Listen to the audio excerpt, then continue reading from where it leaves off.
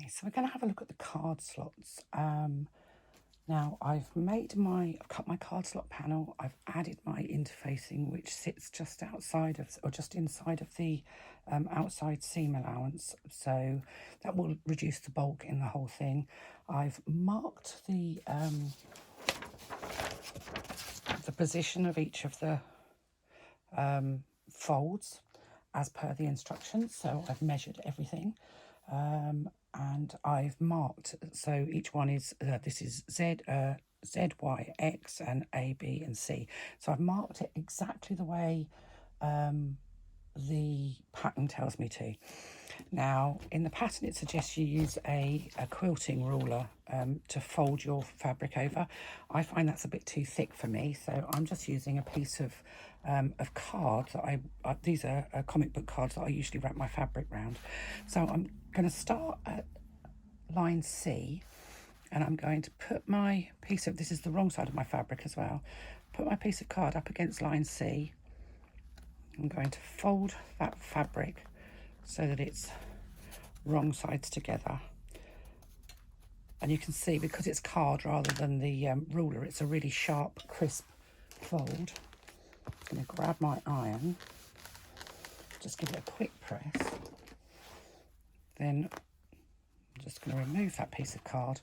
You can also use flexible cutting boards for this. If I've got a set of card slots that I'm doing lots and lots of, and I want the measurements to be exact every time, I use the flexible cutting boards that I cut to size. So that's my first fold in place. My second fold will be going the other way. So this one went wrong sides together. This next one, which will be X, is going to go right sides together. So I'm just going to bring that up over the top of the fold that we already made, making sure that the line that we marked is right on the edge there. Now you could, if you wanted to, pop your card in underneath to make sure that it's nice and straight. Kind of depends on how confident you are, how often you've done card slots, really, I think, because I think most card slots are done in a very similar way. So now we have two folds in. So I'm now going to put my card up against the next line, which is the B line. And I'm going to bring the fabric over, holding it tight. Give it a little press. Hold that down. Remove the card. Give it a proper press. I don't use steam because I've got a wall pressing mat. So pressing properly is essential. So now I can turn that over, and you can see we've got 1, 2 nicely sitting card slots. Well, that's all good, isn't it? So the next one, we're going right sides together, sorry. So we're now on Y, and I'm going to bring that up, and you can see it kind of sits just underneath the one that we previously made. And if you wanted to put your bit of card in, you can do, just to make sure that you're folding right on that line. So we're folding on the Y line, and on the Y line we're folding right sides together.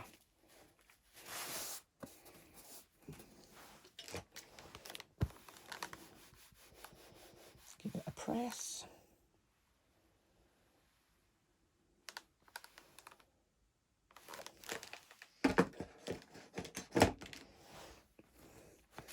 I can remove that. And we're going to take a piece of card again and pop it on that A line, and it's going to be wrong sides together. Make sure you pull it nice and taut so that it's not got any baggy bits. And again, I'm just going to press that in. Just remove that piece of card. Once I've got the crease sort of partially in, I can remove the card. I mean, the card doesn't burn unless you're going to have it on there for 15 minutes, which I guess we don't really need to do. So that's right sides together, wrong sides together rather. And then the last one, which is the Z or the Z, depending on where you come from. Again, if you want to put that bit of card in just to make sure that you get that really crisp line, you can do.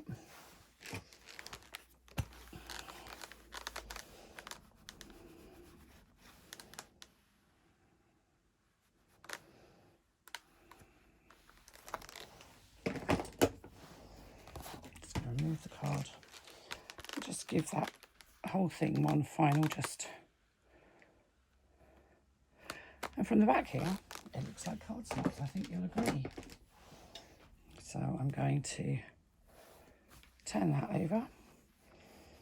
And Bob's your uncle, look at that. Actually, you probably can't see it because it's such a interesting colour, but there we go. We have 3 lovely card slots. The edges of my fabric look like they're still nice and straight.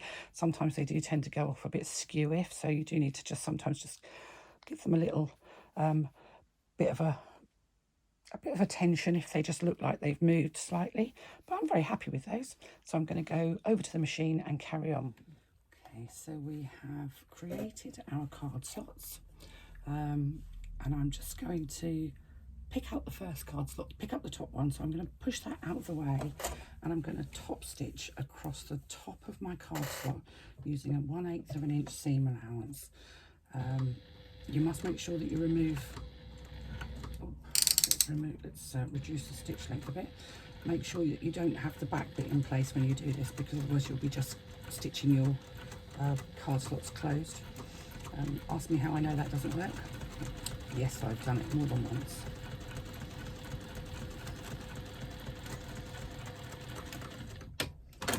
So that's the first one done. I'm now going to pick up the second one and make sure that everything else is behind it, so that I'm only stitching through the top of the card slot.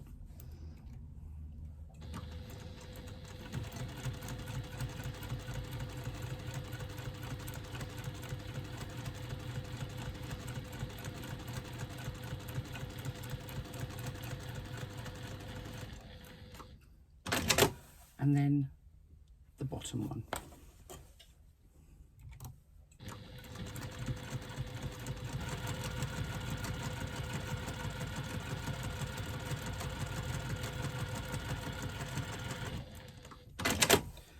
And then we can just refold them all back together. Now, we're now going to divide our card slots, because we've got these lovely card slots, but actually they're way too long for our cards. So we're going to make a mark that is 4 inches in from the side. Our panel is 8 inches wide, and we're going to make a mark that's 4 inches in from the side. And we're just going to, I'm using a chalk marker because it's easy to wipe off, and we're just going to stitch from the top of that top card slot down through. We're not going to stitch above that, we don't need to. So we're going to do a couple of back stitches at the top here, because this is where the pressure is on this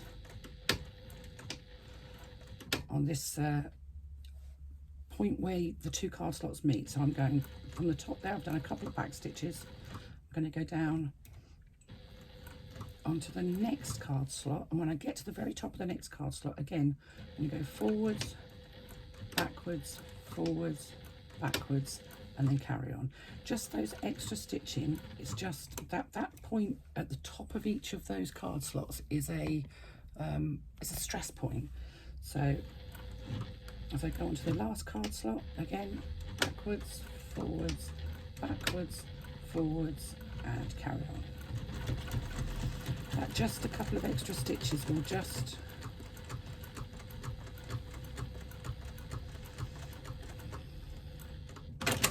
help to secure those card slots in the middle there, and ensure that they don't kind of they don't tear away. Constantly pushing cards, oops, it says we're dying. No, we're not. Constantly pushing cards in will weaken that central part on all of those card slots. So I'm now going to turn my stitch length to high, and I'm going to baste just down the edge to keep the card slots together. Make sure when you do this that the the back of the card slots doesn't get caught up as you do it, because you will then find that you don't have the room to put your cards in.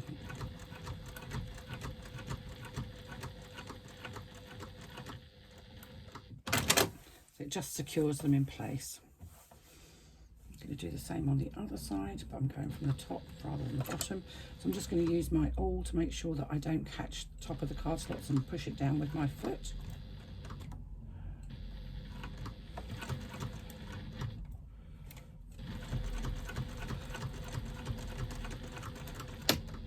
That just secures everything in place. So there we have our card slots, and you can see there that just that extra stitch, it just gives that extra bit of security in the middle here of your card slots, where that's the pressure point, right in the center there. So I'm going to take my card slot side panels, and I'm going to lay one on the right hand side from the top down towards the bottom. Obviously my panel here appears to, I don't appear to have cut the bottom bit straight. I think I probably just went with my yeah, I did, because this side's right but the other side's not, with my rotary cutter. So match your side panels up with the top straight edge, and don't be like Christine and just whiz across with your rotary cutter. And I'm going to match them right sides together. I just need to double check what seam allowance I'm using here, because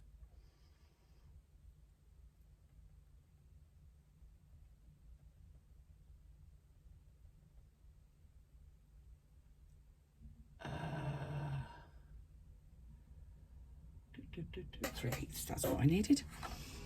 So I thought it was, but it's always better to check these things. As I say, I haven't actually done this pattern before. This is not a, usually I like to do a practice run if I'm doing something, but this is being done on the hoof, so this is real time, real kind of first time sewing. So I'm going to go down the sides using a 3/8 of an inch seam allowance. It shouldn't be too thick because you have got that interfacing out of this seam allowance. So, but you are going over several layers, so make sure that you don't go too quickly. And if you need to increase the size of your needle, you put a size 16 universal needle in if you need to. Or even, you know, if your fabric's thicker, an 18, but this is, I believe, designed to be done in quilting like cotton, so anything thicker you will likely have issues with. The other option for this is, of course, waterproof canvas, which is incredibly popular. Doesn't need interfacing, but it is quite thick, so if you're using an entry-level domestic machine, you might struggle to sew. So we now have both of those card slot sides attached. I'm going to open that up, and I'm just going to finger press that open. The seam allowance is towards the side rather than back towards the card slot, so I'm pressing that with my finger, and I'm going to then top stitch on the side panel 1/8 of an inch away from that fold that I've just made with my finger.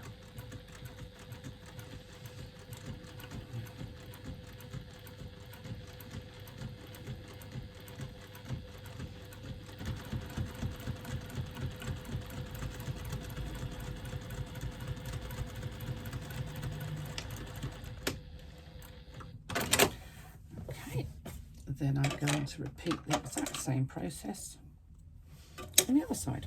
So I'm going to open that up, I'm going to finger press, and then I'm going to top stitch on the side panel using an 1/8 of an inch seam allowance, making sure that the seam allowance is towards the outside edge.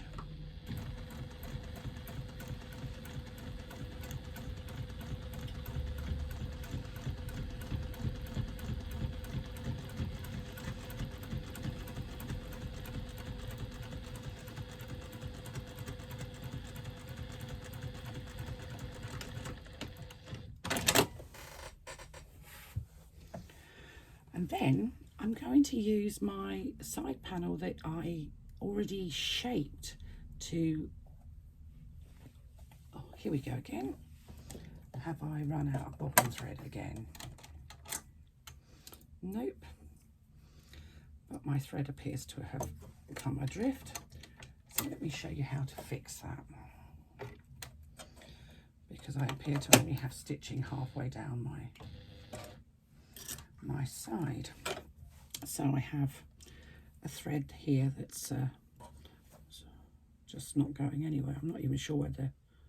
Now let's just unpick a little bit. Let's find a pin, I think is the best thing to unpick my stitching. And I'm not actually cutting the thread, I'm just unpicking the stitching because I just want enough to be able to tie off my threads. I'm not going to unpick the entire lot. I'm just going to show you how to repair this. So basically I have a line of stitching that's stopped midway down my seam, and there's the thread on the back. So what I'm going to do is I'm going to take a self-threading needle. I'm going to take my thread from the front to the back through the very last hole, and I'm going to tie off both threads. So I'm going to tie off the thread from the front with the thread from the back. And just make a couple of knots. You won't see this, this is going to be inside, so it's not going to be bothering anybody, but that means that your stitching is secure. And then I'm going to, making sure I've got a long thread at the beginning and the end, I'm just going to go in and I'm going to drop my needle into the last hole I stitched. It does take a little bit of patience, and I'm going to continue with my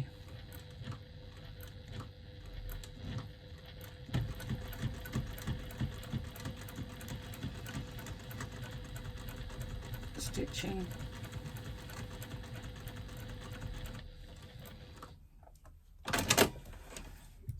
And that's fine. So now I've got a thread on the top again and one on the back where I started my new line of stitching.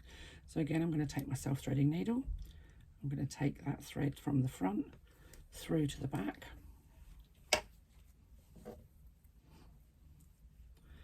Tie off with the bobbin thread. Exactly the same way as I just did. That secures my threads. And on the front,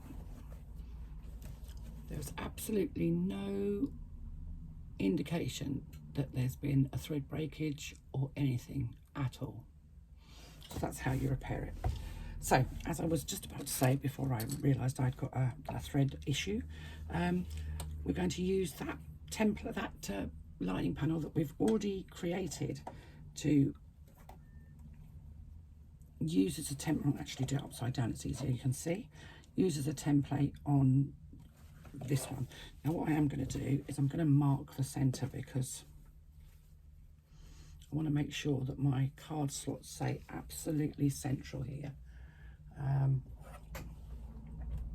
So I'm just literally folding that, and I'm just going to pop a little tiny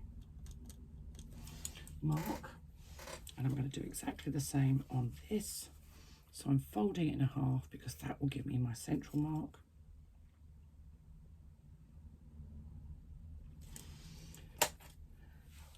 And I can match those two up.